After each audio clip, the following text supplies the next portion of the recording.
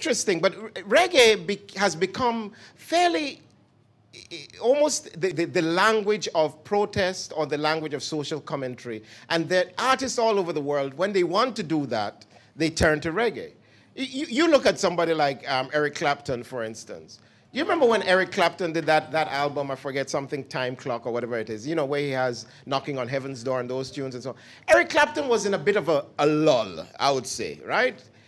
Nothing happening for Eric Clapton, nothing at all, and so on and so forth, and actually having a rough time in his life. And so what does he do? He turns to reggae music to sing songs that are spiritual.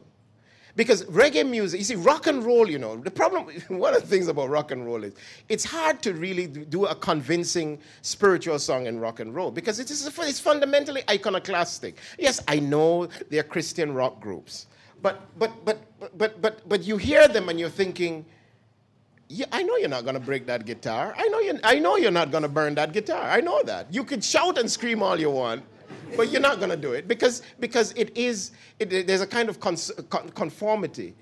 But what artists began to do is they saw in reggae a cool music, a popular music, and yet a music that is doggedly, almost evangelistically religious. Reggae manages to do that effectively. And artist after artist, from Sting to Clapton to Bob Dylan and so on and so forth to Paul Simon, have all found that line of connection. And then what happens is that reggae music, in the African connection, of course, is that reggae music begins to speak to the issues of Africa, Zimbabwe and Angola and all of those issues. And those people in that society begin to embrace it as a way to articulate their own experience and to articulate their own sense of the world. So the music does translate and go and then becomes its own kind of thing, right? Because the reggae of Lucky Dubé and the reggae of Alpha Blondy has its own innovation and has its own turn and so on. But again, it shows you that true line. The interesting thing I'd say really quickly is that dancehall music, musically, is probably the more African than even reggae. Right? Because dancehall music is predicated on Pocomania rhythms, right? And Pocomania is, of course, a syncretistic belief system. In fact, it's less than syncretistic. It's a very African belief system in Jamaican society. And that Poco rhythm gets you this. You see, you want to move now, don't you? You can't help it. But that's dancehall. And you see, that rhythm came out in the 80s, and that rhythm has become the sort of grounding of dancehall music. And that's a very African rhythm. I can't beat on these things, but the poco rhythm is based on that simple, right? You know, that kind of rhythm and so on. So there's in truth a great connection, and I think that learning process has become increasingly symbiotic, right? So you know the first Melody Makers album that they made on their own, the musicians on that album, not the first, the second one, the musicians on that album were Ethiopian reggae artists. This is a great kind of dialogue that took place, right? And I think that's fantastic and interesting. Yeah. So much to say. So much to say. So much to say, you know? Music is my machine gun, for sure. You know, when I saw you last night, brother, I told you, you know, me and you got a lot to talk about, you know? And I really need you to kind of express to these, to the Bahamians that are here today, the relationship between Bob Marley, who would have been considered a bad boy in his time, and dancehall music right now. Please, because dancehall music taking a beating in this country, you know? Yeah. Like a week ago, the Minister of Immigration banned Movado. Yeah, I know. Movado, you know? I know. A soldier, a ghetto youth. Yeah. From coming to this country. You just told all the reasons why they banned him. Yeah, man. For sure. I need you to talk to my people about that element of reggae music, you know, that irreverency, you know, that willingness to say anything, you know, that willingness to speak truth to power, no matter the consequences, you know, the same conquering type of spirit that Bob Marley would have spoken about. You know what I'm saying? I want you to speak to my people about that. And the reason why I want you to speak to my people about that, because right now, black leadership is in.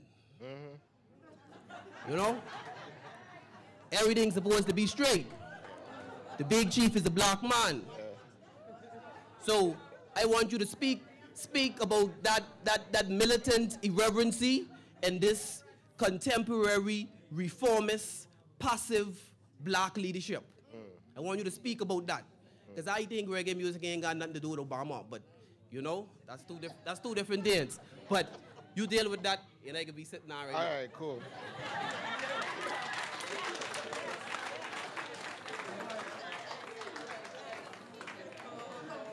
In 5 minutes.